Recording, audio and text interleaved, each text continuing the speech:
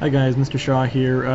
Just like I said, I figured I'd let you know what I'm doing here in school today. What we're doing is we're trying to work with a bunch of different organizations in the area to 3D print masks.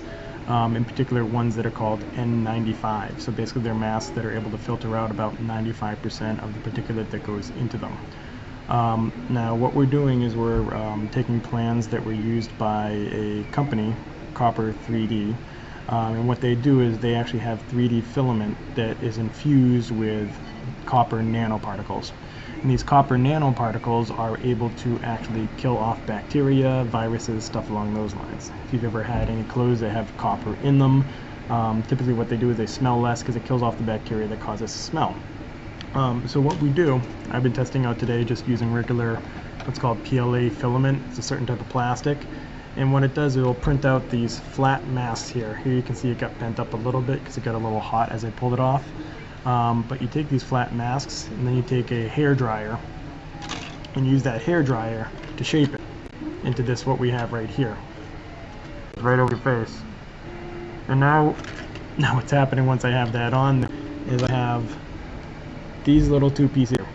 So what should happen is I should be able to take a like a makeup pad, something like that, that's able to filter out a little bit, place it inside there, take this piece, which again is going to have that copper in there as well, in addition to everything here, place that in there, then take this other piece, and it fits right on top, and that's the respirator aspect of it. And then you can see it fits right on there, just like we have in this mask over here. Now, reason behind why you want to have the whole surface be antimicrobial is because one of the things with respirator masks they have now is if you get some part of the illness, the virus, bacteria on there at all, it stays on there, and so they have to dispose of them. But the ideal thing with these is that hopefully we'll be able to reuse them over and over again. So I've been down here, Mr. Gentile, Mr. Freitas, Mr. Hickey, a whole bunch of us have been kind of trying to work together, pull us together. Even Ms. Paluzzi has been helping up, setting up, finding materials and stuff. So hopefully this works out.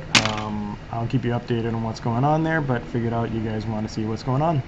Have a good day off from me giving you work, and if you haven't already, please make sure to get all that other work done and completed and turned in. I'll be able to grade it at a later point, probably not today, obviously. And depending on when we get the filament and we're going to be able to start producing this, we'll see how things go. Have a good day, guys.